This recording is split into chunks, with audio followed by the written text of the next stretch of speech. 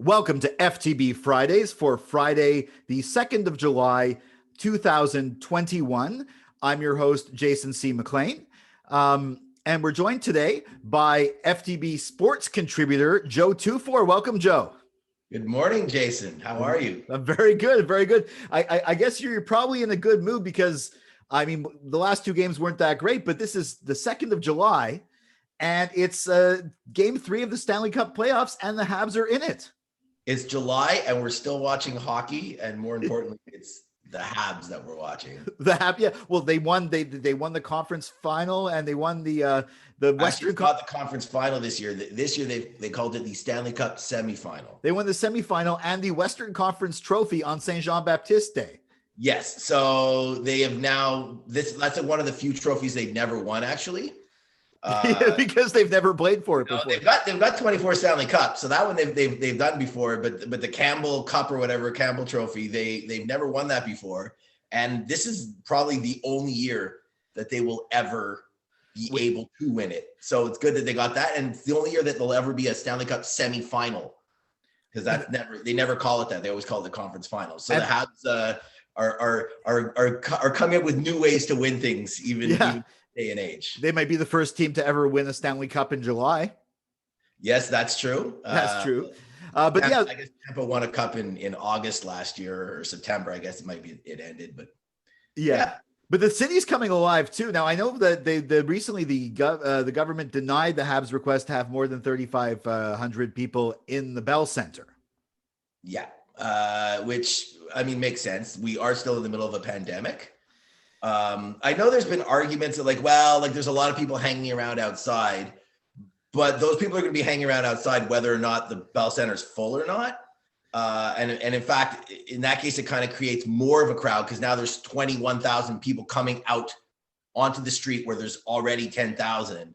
Yeah. And just so we're clear, the kind of people that hang out outside the Bell Center aren't the kind of people who are season ticket holders who'd be getting those tickets. If you look at the crowd, it's mostly young men, which is not surprising. That's the kind of group who are going to go jump around downtown. And some of them, obviously, I see they're having a lot of fun, but it's not gonna create safety by having more people in the. Well, one thing the city is doing, to compensate, is they're doing an official starting tonight, playoffs official screenings in Place du Festival, in the Quartier du Spectacle, with social social and all that stuff in effect too. Yeah, which is a very good idea. It's outside, it's social distancing. They know people are going to be out and downtown and crowded. I've heard stories, I won't name names of anybody, but I've heard stories of bars being overcrowded with people because they just wanted to get people off the streets and things like that. And, owners of stores and the police just being put into literally impossible situations where there's just more people than we have space for, especially with the COVID rules. So if they can come up with creative ways to space people outside, people want to go out. It's July, as we said. There's Habs fans who are going to be Habs fans, and you can't stop that. I think the city's doing a smart thing and at least trying to streamline the process. One thing I've wondered about is when all those fans are outside the Bell Center, are they all watching on that one screen at Casual Sport, or do they have their own? They're watching through a window at Casual Sport. I honestly, I think a lot of people don't really have a very good view of the game. I think it's just human beings wanting to be with other human beings because it's been so long, and people wanting to share in a communal experience. Yeah. And so the city's kind of doing a smart thing and saying, hey, you can actually look at the game on a screen now. Yeah. Well, the city's come alive. This is our civic pride. This is our Montreal moment, I guess. Everyone's been through a lot, but we've been through a lot too. And I guess we're kind of taking joy in this happening. Now, I hope that we win, but in the last series, now myself, you're a hockey fan. You're not just a Habs fan, you're a hockey fan. I'm a bandwagon jumper. And one thing I noticed is I figured in the last series, game, we did really well again. Well, we ended up beating Toronto. We weren't supposed to. We beat Winnipeg, swept them in 4 games. The last series, we didn't do that well in the first game, but I got the impression we were just sort of studying the Vegas Golden Knights, and then we came back and we won. I thought we were doing that this time too, but we lost game 2. So they know things about the teams before they even play them. honestly, their first game against Vegas, they played like garbage. It was just a bad game. I don't think they need a game to study people. Maybe things happened a way they didn't expect in game one. With Tampa, I mean, Tampa's the division rival. Okay, they didn't play them this year, but their division rival, they know them very well. These are two teams that have a history, that know each other. Obviously, there's new players being brought in. Anderson wasn't there last year. Caulfield is new to the league. So there's young guys who've never played Tampa. But for the most part, like Carey Price or something. Carey Price has played against the Stars of Tampa his whole career. So he's not studying anything. The game one against Tampa, they didn't play well. I think they'd admit that themselves. Game two, I think that Montreal in a large portions of the game outplayed Tampa, but Tampa was very opportunistic. They had their chances, and when they got their chances, they didn't miss them. You know, scoring with 0.3 or 0.4 seconds. Yeah, I was not ready for that. I was watching, I was like, okay, this period's over. What? Like psychologically that's got to do, because I was even thinking in my mind, I was like, okay, psychologically, if we score right at the end of the period, that's gonna throw them. But nope, they scored right at the end of the period. Yeah. And then Montreal's chasing them the whole third period. And then Edmondson, who is not someone who makes mistakes all year, he's been probably the most consistent, solid defenseman Montreal's had. He just had a bit of it wasn't even a mistake, really. It was just like a little bit of a misplay, and they take advantage of it. Yeah. I think the biggest difference between this series and the previous series is in the previous series, you saw a very big difference between the quality of play of Montreal's goaltender versus the various goaltenders that they played against. Yeah. Including, I think last series, everyone was surprised. Fleury coming in. I mean, he won the Vezina this year. He was the league's best goaltender theoretically. I think they expected like a real rivalry, two goalies at the top of their game, and Fleury just did not play well. But in this series, it's two very good goalies, and Montreal is now getting a bit of a taste of their own medicine. How Montreal's won is they get the first goal, they put pressure on their opponents, they get their opponents uncomfortable because they're down, and then they rely on Carey Price to hold the fort while they keep their lead. Yeah, we didn't get the first goal in either game. And they're not very good when they don't get the first goal. So, you know, game three, they're at home. They also haven't been getting the matchups that they wanted. I can tell that their forwards are not matching up with Tampa's forwards the way they wanted. When you're at home, you get the home ice advantage. You get your last change. Montreal is going to get the matchups they want. Look for Deneau to be playing against the point line a lot tonight. I think that's going to be a thing.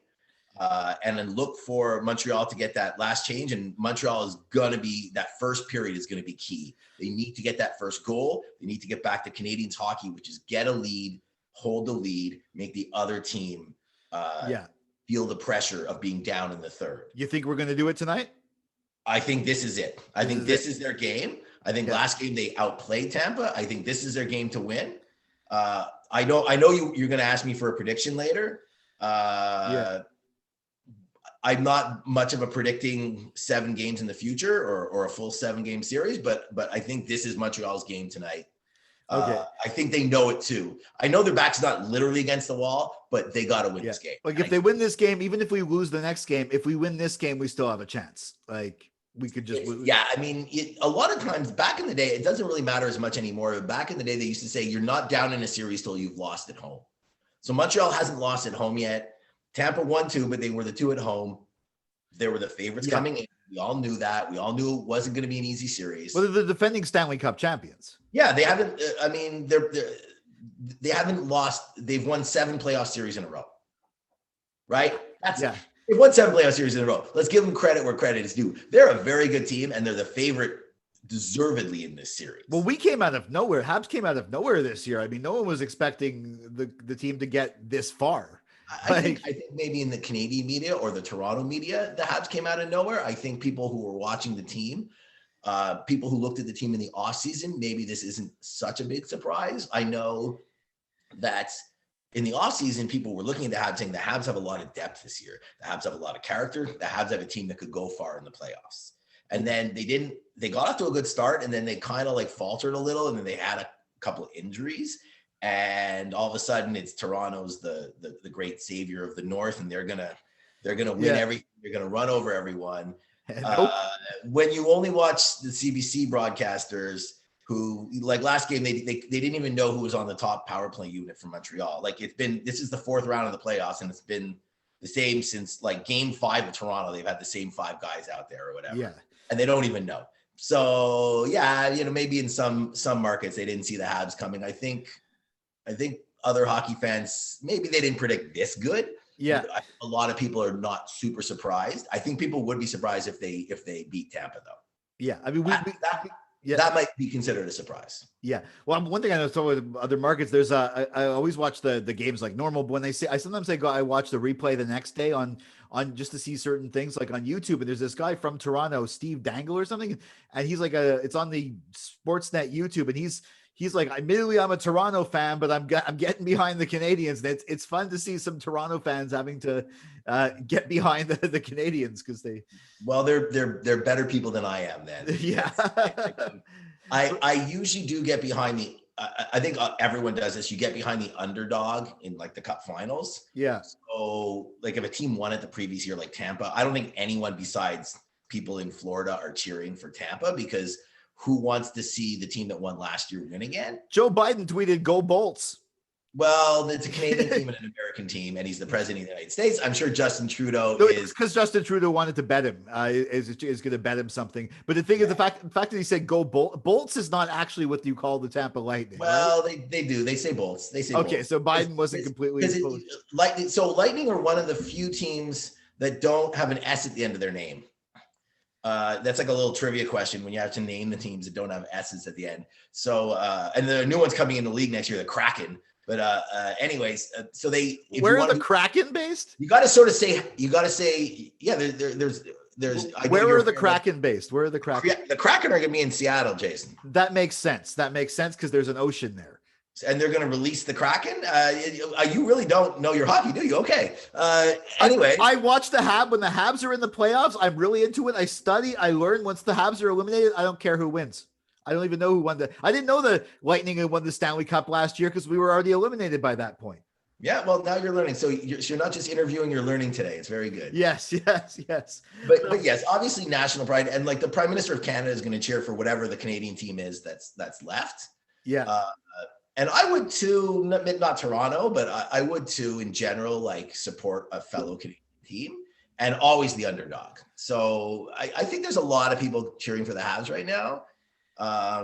Someone from Toronto who's a Leafs fan cheering for the Habs. That's a world-class human being. That's a victory. Yeah. That's impressive that they're able to separate that. Yeah. Well, the last time the Habs were in this position though was 1993. They still played at the Bell Center.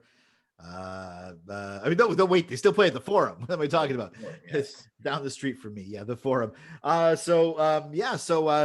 Well, thanks very much, Joe TwoFour, for being my guest today. I say it's going to be Habs in call six. Come on, call six. Habs in 6. Just say they're going to win 4 in a row. If you're going to pick something, you might as well just pick the one you want. Because that means we're winning on a Friday in Montreal.